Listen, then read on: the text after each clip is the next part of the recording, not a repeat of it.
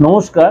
আজকে সাপ্তাহিক রাশিফল নিয়ে আলোচনা করব 21 এপ্রিল টু 27 এপ্রিল 2025 সারাটা সপ্তাহ কেমন যাবে। অর্থাৎ এই সপ্তাহটা আমি সবসময় বলি গ্রহ রাশির ট্রানজিটের উপরে বেস করে কিন্তু ওভারঅল ডিসকাশন। এটা কার ব্যক্তিগত হরোস্কোপ নিয়ে আমি আলোচনা করি না। অলরেডি আপনারা যারা আমার নিয়মিত ভিউয়ার্স তারা জানেন, কিন্তু যারা যে নতুন শুনছে তাদের জন্য তো এটা ক্লিয়ার করে দেওয়া উচিত। এবার দেখা গেল আপনি আপনার সাথে 80% 90% মিলছে, কোনো কোনো সপ্তাহে তো আবার মিলছে না, 30% 40% তার জন্য আপনি অডিট হবেন না। তখন কি করবেন, কারণ গ্রহ রাশির ট্রানজিটের উপর বেস করে তো আপনার আপনার নিজস্ব বার্থ চার্টে বা আপনার হাতের সিচুয়েশনটা এখানে কিন্তু ভাইটাল ব্যাপার। এটা কিন্তু ভাইটাল ব্যাপার, কারণ আমার ব্যক্তিগত হোয়াটসঅ্যাপে অনেকেই আপনারা মেসেজ করছেন, অর্থাৎ আপনার মানে এতটা আমাদের মিলছে। তার জন্য এত কাজের মধ্যে, এত প্রেশারের মধ্যে কিন্তু আপনাদের কাছে আমি প্রেজেন্ট করি এই সাপ্তাহিক বলুন, দৈনন্দিন বলুন বা মাসিক রাশিফল। এই সাপ্তাহিক রাশিফলটার সাথে অবশ্যই আপনারা যদি ভালো লাগে অবশ্যই আমার দৈনন্দিন রাশিফলটা ফলো করতে এই চ্যানেলেই রয়েছে, এবং এর সাথে সাথে অবশ্যই সাপ্তাহিকের সাথে সাথে আপনার মাসিক রাশিফলটা ফলো করতে পারেন। এবং আমি ভেরি রিসেন্ট 1432 সালটাও নিয়েও দিয়েছি, অর্থাৎ বাংলা যে 1432 সাল এখন রানিং সেটা নিয়েও দিয়েছি, এবং 2025 সালটা নিয়েও আমি আলোচনা করেছি। সুতরাং আপনাদের যদি অবশ্যই ভালো লাগে চ্যানেলটাকে অবশ্যই সাবস্ক্রাইব করে নোটিফিকেশনটা অন করে রাখবেন, এবং যদি ভালো লাগে একটাই রিকোয়েস্ট, তাহলে সকলের কাছে শেয়ার করুন, একটা লাইক করুন, এবং যদি আপনার সাথে মিলে বা আপনার যদি ভালো অবশ্যই কমেন্টসে লিখুন, কমেন্টসে দিন অবশ্যই, আমি চাই, তাহলে আমি অনেক বেশি উদ্বুদ্ধ অনুপ্রাণিত হব। কেন এত কিছুর মধ্যে আপনাদের কাছে আমি প্রোগ্রামটা দেওয়ার প্রেজেন্টটা করার চেষ্টা করি। চলুন তাহলে জেনে নিই আজকে আপনার রাশি কি বলছে। মকর রাশি, আপনার কিন্তু এই সপ্তাহে ফ্যামিলি লাইফে একটু ডিস্টার্ব হতে পারে, বিশেষ করে ফ্যামিলিতে কোনো কারণে মতভেদ হতে পারে।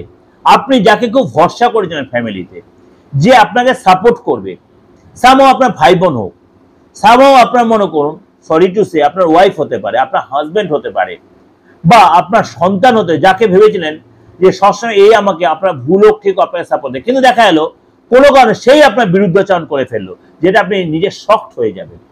এটা কিন্তু আপনার ক্ষেত্রে এই সপ্তাহ হতে পারে।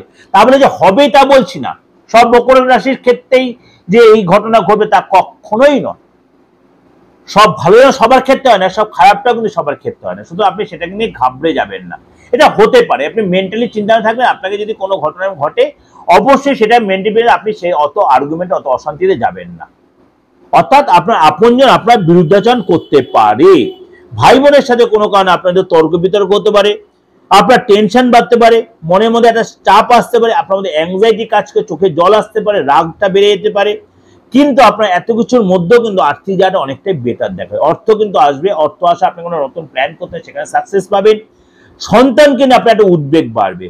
মকর রাশি লোকেদের বলছে সন্তানকে নিয়ে উদ্বেগ, আটকে থাকা কাজ কিন্তু আপনার কমপ্লিট হবে, হয়তো এক মাসে না হলো ধীরে সুস্থ হলেও কিন্তু আপনার কাজটা কিন্তু এই সপ্তাহে অনেক দিনের দীর্ঘদিন আটকে থাকা কাজ।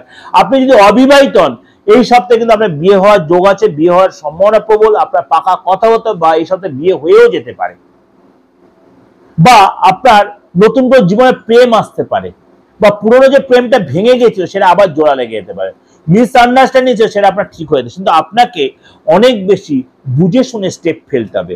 অনেক কিছু সুযোগ আসবে, সেটা মরিচিকার মতো হতে পারে, ভালো হতে হবে, ভালোটা আপনাকে যাচাই করে নিয়ে অবশ্যই সেটাকে আপনি ঝাঁপিয়ে পড়ুন, কাজে লাগান, আতঙ্কটা কাটিয়ে দিন, দেখবেন আপনি সাকসেস পাবেন। শরীর নিয়ে সচেতন, ব্যথা বেদনায় ভুগতে পারেন, বিশেষ করে কোমরের ব্যথা, স্পাইনাল কর্ডের ব্যথা, মাথায় যন্ত্রণা বা লেথার্জি বোধ এগুলো আসতে পারে, একসঙ্গে কাজের প্রতি একটা অনীহা আসতে পারে, চোখে জল আসতে পারে, এগুলো হবে।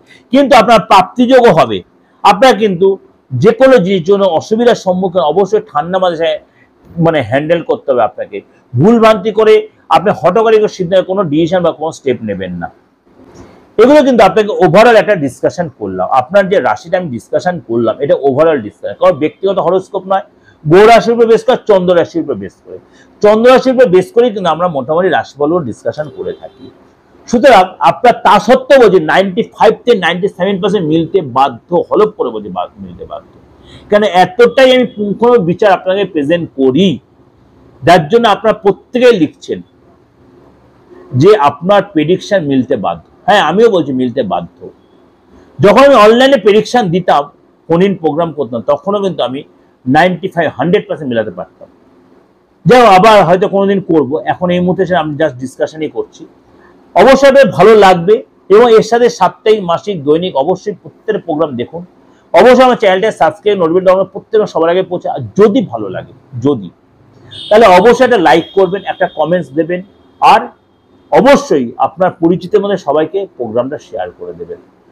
যদি যোগাযোগ করতে ইচ্ছা হয়, যদি মনে করেন আপনার নিজস্ব বাচ্চাটা দেখাবেন, হাতটা দেখাবেন, ফেসটা রিড করবেন, অবশ্যই নির্দ্বিধায় কোনো চিন্তা ভাবনা না করে অবশ্যই 8910723325 ফোন করে আপনি আপনার নামটা বুকিং করে রাখুন। আপনি চেম্বারে আসবেন, অনলাইনে নেবেন, কোন চেম্বারে নেবেন দেখুন চেম্বারটা আমার চালু আছে কিনা, বা অনলাইনে নিলে অবশ্যই সেটাও আপনার সামান্য রেমুনারেশনের বিনিময়ে সামান্য ফিস দিয়ে আপনি আমার সাথে যোগাযোগ বা কনসাল্ট করতেই পারেন।